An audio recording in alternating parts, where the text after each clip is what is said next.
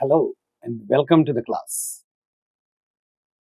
Today we will talk about two very specific things about learning of English language, two very critical, crucial topic.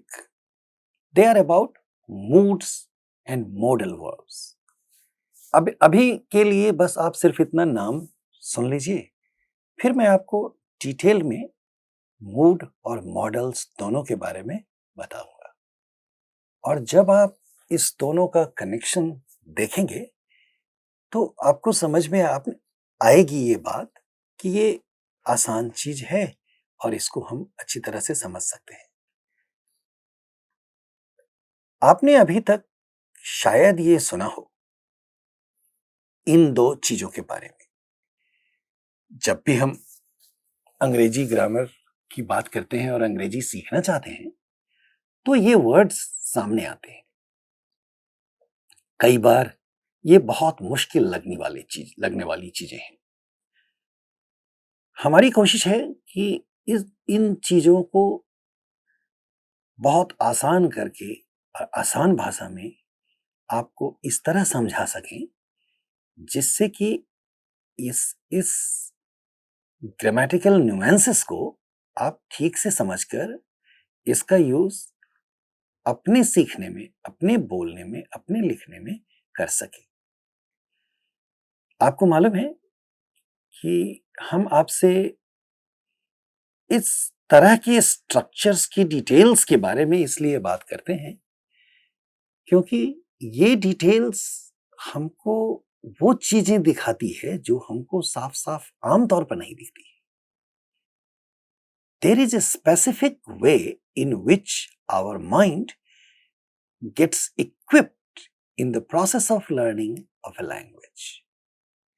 As a child, we get exposed to language, we learn the language, we speak the language, and we become proficient about language.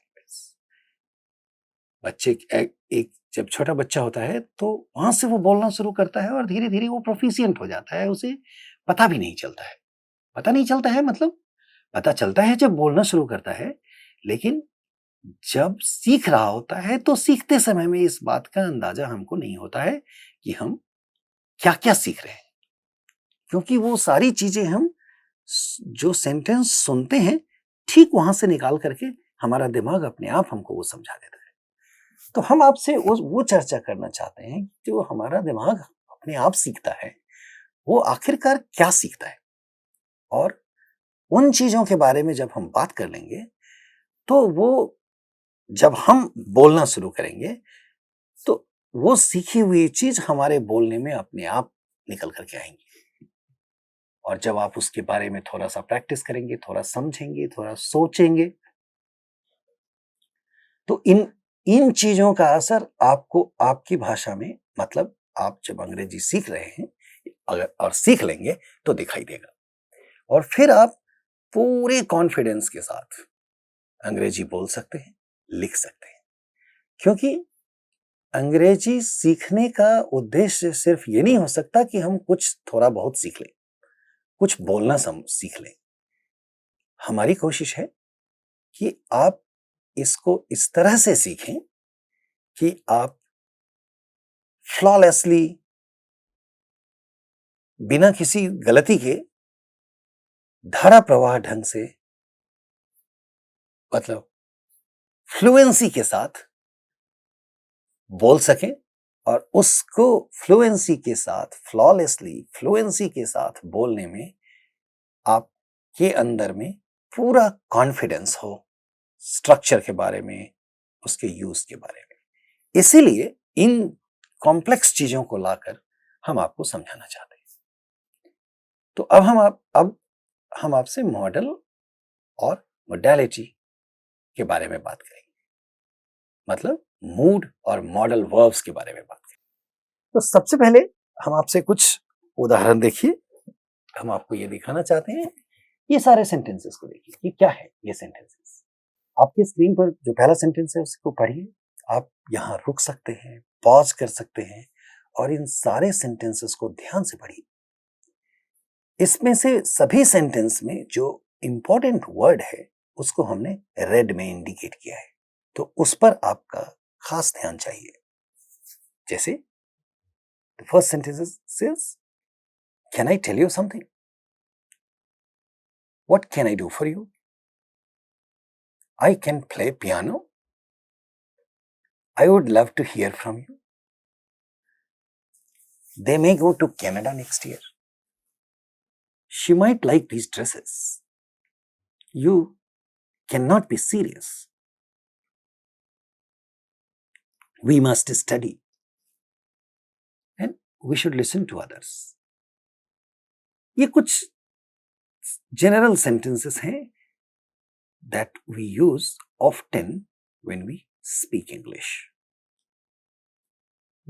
Not exactly these sentences, but these types of sentences you will frequently hear people speaking.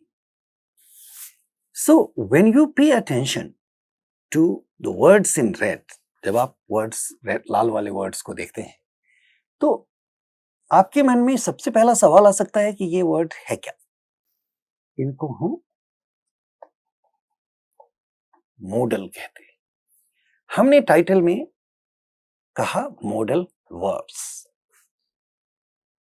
ऐसा इसलिए कि यही नाम इस तरह के words का grammar में होता है। लेकिन अब हम आपसे ये बताना चाहते हैं कि ये वर्ब्स कम और ऑक्सिलियरी ज्यादा है, तो इसलिए हम इसको ठीक करके मॉडल ऑक्सिलरी बोलेंगे। तो ये मॉडल ऑक्सिलरी है।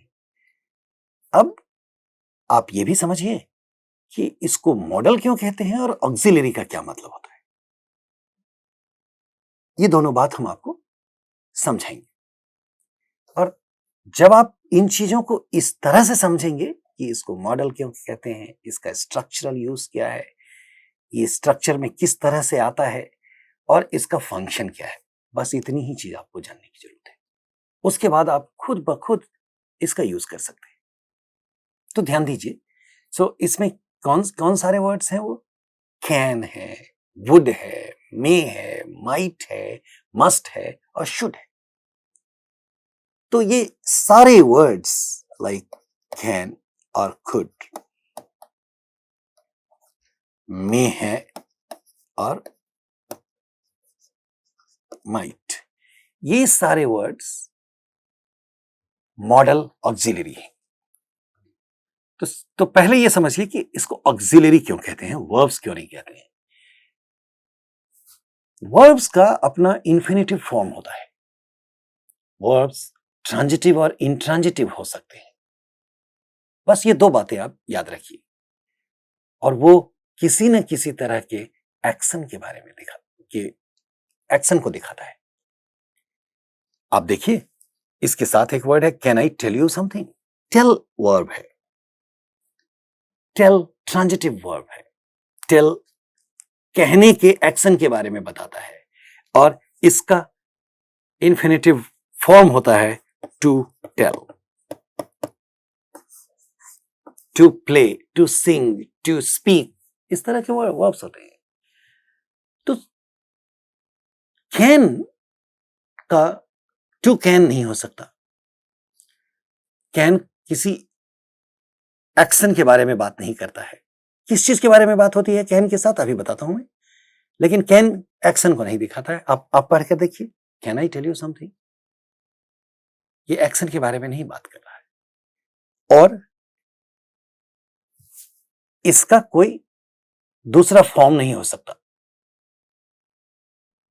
जैसे टेल को इन्फिनिटिव से निकाल करके हम he tells, he इसका past tense हो सकता है, he told, he was telling something।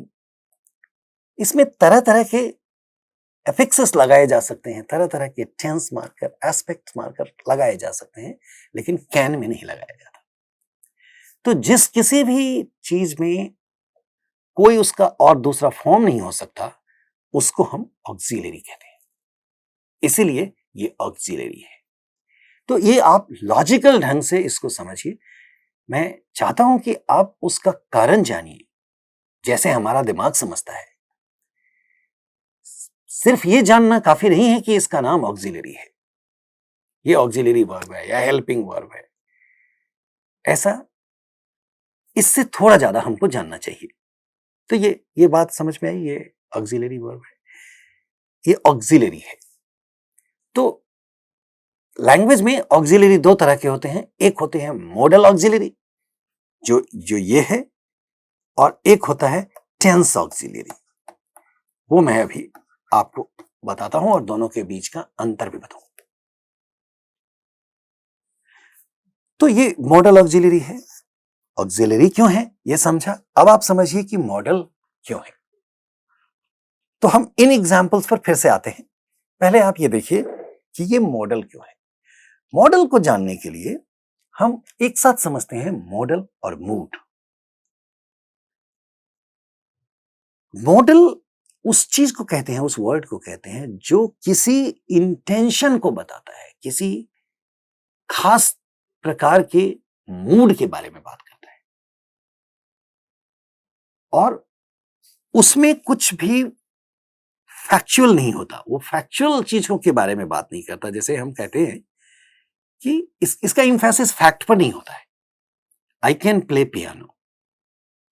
इसमें खास बात यह है कि मैं अपनी एबिलिटी को असर्ट कर रहा हूं, I am asserting my ability to do something, doing of what is not important.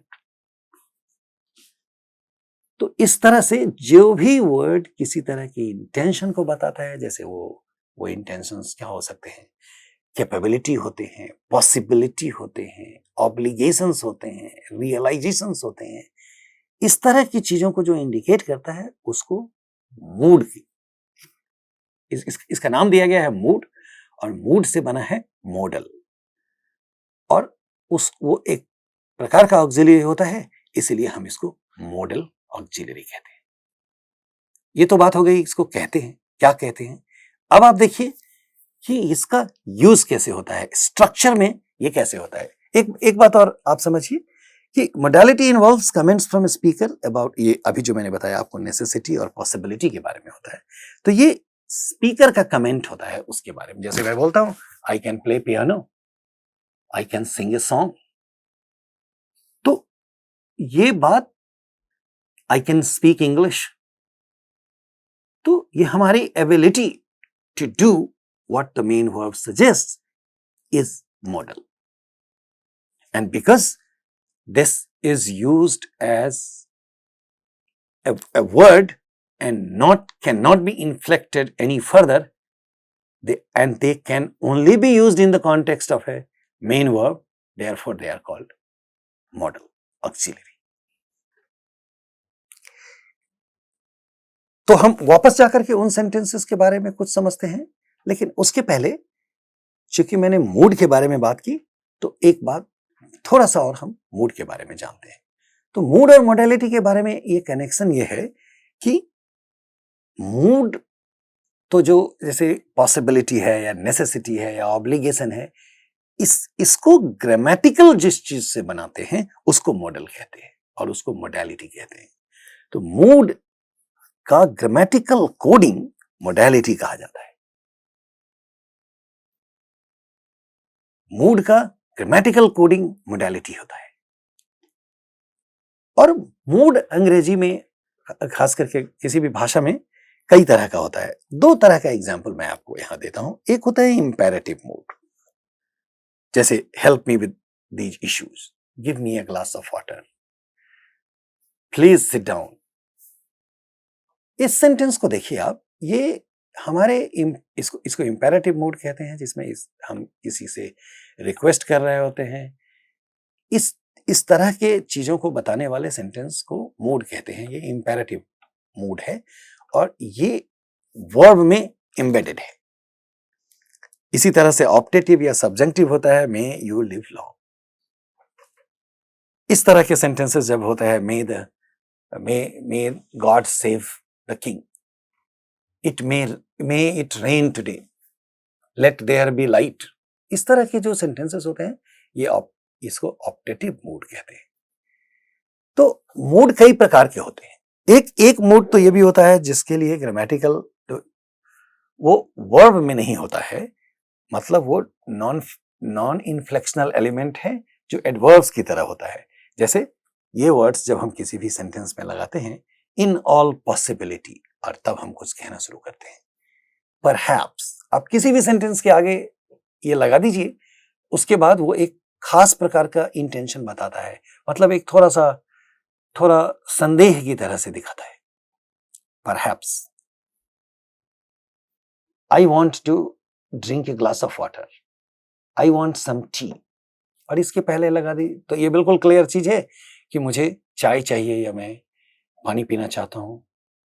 लेकिन जैसे ही आप परहैप्स लगा दीजिए इसके पहले, तो वो एक संभावना बन जाती है। फिर जो हम बोलना चाहते हैं वो इंपॉर्टेंट नहीं रह जाता है, ये इंटेंशन इंपॉर्टेंट हो जाता है। Perhaps I want a cup of T. इसी तरह से ग्रामर में, इंग्लिश में कुछ हेजेस होते हैं जिसका कोई खास मतलब नहीं होता है, लेकिन उस तरह की चीजों को यूज करके भी कुछ प्रकार की मोडालिटी के बारे में हम बात करते हैं। जैसे I would like to think that, इस तरह के जो सेंटेंस किसी कुछ कहने के पहले जब हम यूज करते हैं, I would like to think that Raju is a nice person, इसमें राजू का नाइस पर्सन होना एक फैक्ट है जो इस हेजेस के बाद इंपॉर्टेंट नहीं रह जाता है। इसमें हमने अपना इंटेंशन जोड़ दिया कि I would like to think that, मतलब that person will have to prove it. I would like to think that Raju is a nice person. ये हम अपने बिलीफ, अपनी पॉसिबिलिटी के बारे में या सर्टेनिटी या अनसर्टेनिटी के बारे में बात करते हैं, मतलब हमें I am not certain but I would like to believe that. इसी तरह से if I were you type के जो वर्ड्स, टाइप के फ्रेजेस हम यूज करते हैं, तो ये इन चीजों को हेजेस कहते हैं। तो ये अपने आप में एक अलग तरह का मोडालिटी है जो एडवर्ब की तरह यूज होता है, वर्ड्स में, इन्फ्लेक्शन में, ग्रामर में नहीं यूज होता है। तो अब आपने बस 2-3 बातें देखी मूड के बारे में कि ये सब्जेक्टिव हो सकता है, इंपेरेटिव हो सकता है, ये कुछ एडवर्ब्स इस मूड्स को बताते हैं, कुछ हेजेस मूड्स को बताते हैं, और इन सबकी जब ग्रामेटिकल कोडिंग होती है तो उसको मोडालिटी कहते हैं।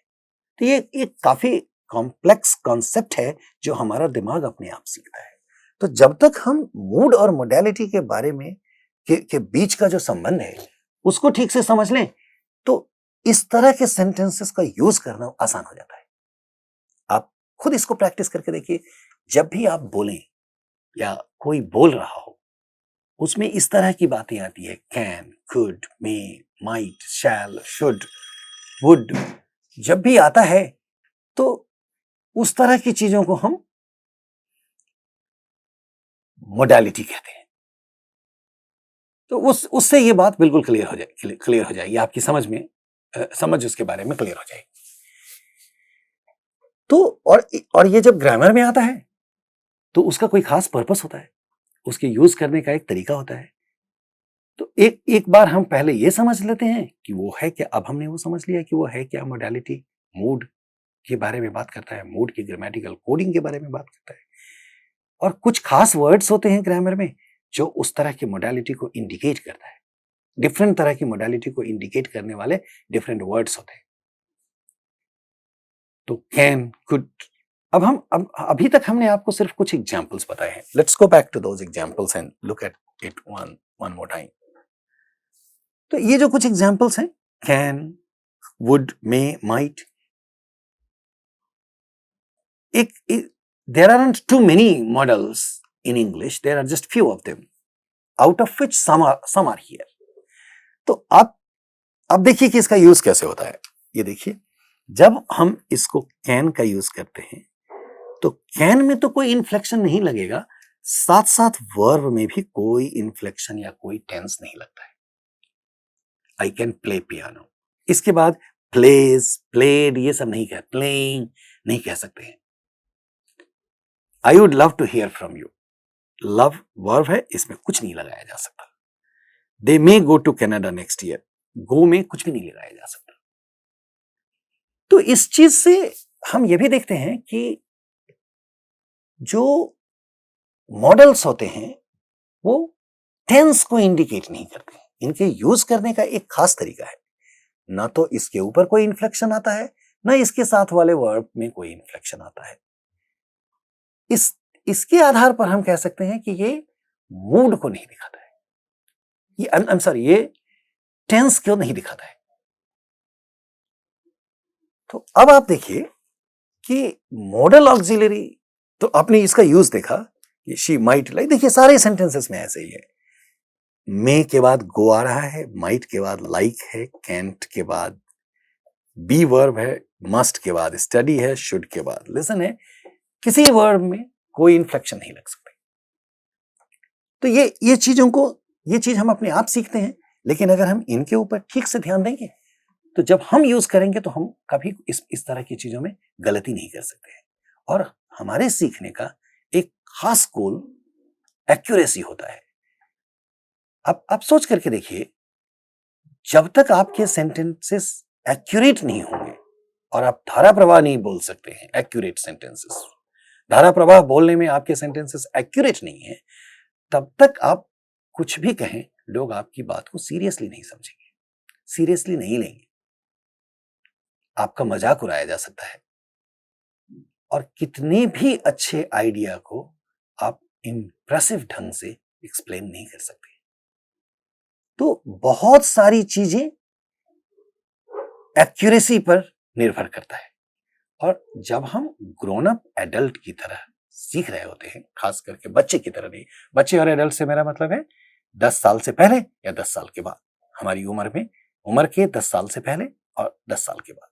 तो जब हम 10 साल के बाद सीख रहे होते हैं कोई भाषा, तो हमको इन चीजों पर ध्यान देना जरूरी हो जाता है कि हम क्या सीखें और कैसे सीखें, जो ये अच्छी तरह से हमारे सेंटेंसेस के एक्यूरेसी पर असर डाले। तो ये चीजें अब आप खुद समझ सकते हैं। तो अब मैं आपको, अभी हमने बात की कि मॉडल में टेंस नहीं होता, तो अब हम आपको दिखाना चाहते हैं कि टेंस ऑक्सिलरी और मॉडल ऑक्सिलरी में अंतर क्या है। तो पहला अंतर तो यह है कि टेंस ऑक्सिलरी टेंस बताता है और मॉडल ऑक्सिलरी टेंस नहीं बताता। ये डिफरेंट तरह के मोडालिटी को, जैसे पॉसिबिलिटी होते हैं या सर्टेनिटी होते हैं या ऑब्लिगेशंस होते हैं, इस तरह की चीजों के बारे में बताता है। तो आप ये देखिए, ये सारे वर्ड्स मॉडल्स हैं इंग्लिश में, तो ये टेंस को नहीं बताता है। इसी तरह से एक और इंपॉर्टेंट चीज को अंडरलाइन करना चाहता हूं, आप उस पर ध्यान दीजिए।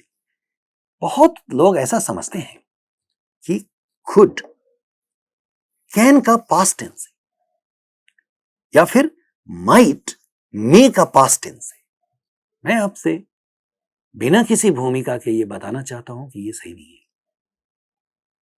कैन का पास्ट टेंस नहीं हो सकता, क्योंकि कैन एबिलिटी को दर्शाता है, मे पॉसिबिलिटी को दर्शाता है, और जो खुद टेंस नहीं ले सकता उसका पास्ट टेंस कैसे हो सकता है। तो खुद और माइट अपने आप में दो अलग अलग मॉडल ऑक्सिलरी हैं। ये बस शायद पास्ट टेंस की तरह साउंड करते हैं, पता नहीं ये कहां से आया और कैसे लोगों ने इसको पास्ट टेंस मान लिया। मैं आपसे एक बार फिर से इसीलिए ये कहना चाहता हूं कि इन चीजों को सुनने से ज्यादा, याद करने से ज्यादा समझना जरूरी है। कि आप सोचिए, और जब समझने के लिए सोचना जरूरी है, इसलिए आप सोचिए कि जब मैं किसी तरह की पॉसिबिलिटी को बताता है तो उस पॉसिबिलिटी का पास्ट टेंस कैसे हो सकता है। इसलिए ये दो अलग अलग वर्ड हैं, दो अलग अलग मॉडल्स। यहां तक कि शुड और वुड को भी शैल और विल का पास्ट टेंस कभी कभी लोग समझते हैं। ऐसा बिल्कुल नहीं हो सकता, क्योंकि शैल और विल तो खुद ही फ्यूचर टेंस मार्कर हैं। तो जो खुद फ्यूचर टेंस मार्कर हैं, उनकी पास्ट टेंस कैसे बनाए जा सकते हैं। तो इस बात के डिटेल में जाने की जरूरत नहीं है। क्यों लोग ऐसा करते हैं, क्या करते हैं, ये जानने की जरूरत नहीं है। ये समझने की जरूरत है कि can, could, may, might, must, shall और वुड ये मॉडल ऑक्सिलरी है।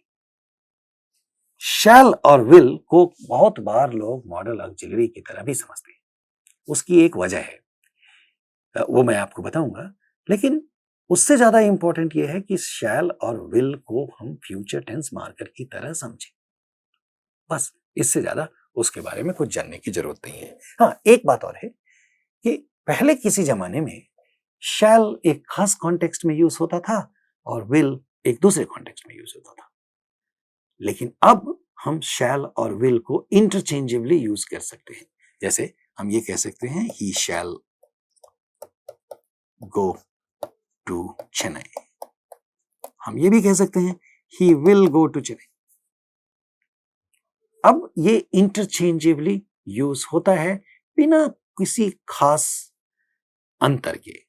कुछ लोग जो अंतर दर्शाना चाहते हैं वो अभी भी उस अंतर के साथ उसका यूज करते हैं, लेकिन ऐसा जरूरी नहीं है। और मैंने आपसे कहा कि शैल और विल को भी कुछ लोग मॉडल ऑक्सिलरी की तरह समझते हैं, क्योंकि ये एग्जैक्टली मॉडल की तरह यूज होता है। शैल में कोई मार्कर नहीं लगाया जा सकता और इसके बाद जो वर्ब आता है उसमें भी कोई मार्कर नहीं लगाया जा सकता, और शैल वर्ब के साथ ही यूज हो सकता है। जैसे, और ये एक बहुत बड़ा अंतर है टेंस ऑक्सिलरी में। आप ये देखिए, ये टेंस ऑक्सिलरी है। जैसे टेंस ऑक्सिलरी क्या है, इज, आर, वाज, वर, ये टेंस ऑक्सिलरी है। तो ये प्रेजेंट टेंस का सिंगुलर मार्कर है और ये पास्ट टेंस का सिंगुलर मार्कर है। ये आर प्रेजेंट टेंस का प्लूरल मार्कर है और वर पास्ट टेंस का प्लूरल मार्कर है। ये एम एक खास अलग तरह की चीज है जो प्रेजेंट टेंस में सिर्फ आई के लिए यूज होता है। और आप देखिए कि पास्ट टेंस में तो आई के लिए कोई स्पेशल मार्कर भी नहीं है। इसी तरह से शैल और विल का प्लूरल फॉर्म भी नहीं होता है। ये फ्यूचर टेंस मार्कर हैं और इनका प्लूरल फॉर्म भी नहीं होता, और इसमें फर्स्ट पर्सन सिंगुलर प्रोनाउन के लिए भी कोई खास मार्कर नहीं है। तो आप ये देख सकते हैं। लेकिन चूंकि ये फ्यूचर टेंस का मार्कर है, इसीलिए हम इसको टेंस ऑक्सिलरी समझे, ना कि मॉडल। मैं बस आपको ये अंतर बताना चाहता हूं जिससे आप टेंस ऑक्सिलरी और मॉडल ऑक्सिलरी के बीच के अंतर को और उसके यूसेस को ठीक से समझ सकें और आपको किसी तरह की कोई कंफ्यूजन ना हो, ये चीजें फ्राइटनिंग ना लगे, क्योंकि इन ऑक्सिलरीज का प्रॉपर यूज हमारे एक्यूरेसी के लिए बहुत जरूरी होता है। और जैसे हम इस प्रॉपर यूज को समझते हैं, इनके फॉर्म्स को समझते हैं, इनके मार्किंग को समझते हैं, हमारे एक्यूरेसी में एक्सपोनेंशियल इफेक्ट अपने आप आता है, जो धीरे धीरे आपको दिखेगा। तो आज हमने टेंस ऑक्सिलरीज के बारे में समझा, मॉडल ऑक्सिलरी के बारे में समझा, टेंस और मॉडल ऑक्सिलरी के बीच में अंतर क्या है इसके बारे में समझा, और मॉडल ऑक्सिलरी का सेंटेंस में यूज कैसे होता है ये समझा, और मॉडल ऑक्सिलरी का फंक्शन क्या है ये समझा।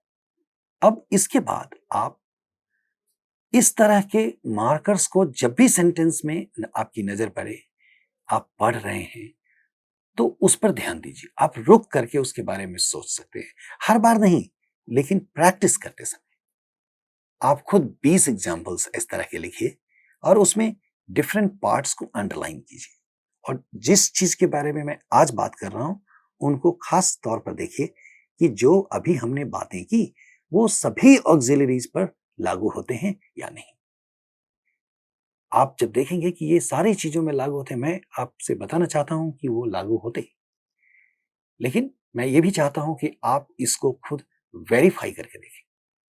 जैसे ये वेरीफाई आप कर लेंगे और आपके दिमाग में ये सारी चीजें स्ट्रेट हो जाएंगी, इसका यूज आसान हो जाएगा और ये आपके एक्यूरेसी को बिल्कुल ठीक कर देगा, साथ साथ आपकी लैंग्वेज को फ्लुएंट बना देगा, आपको कॉन्फिडेंट दिखाएगा, और ऐसा होने के बाद आप अपनी बात एम्फैटिक एंड इम्प्रेसिव ढंग से रख सकते हैं।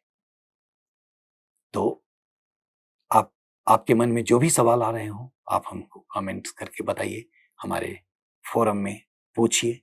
हम इससे निकलने वाले निकलने वाले क्वेश्चंस को आपको आंसर करके बताएंगे।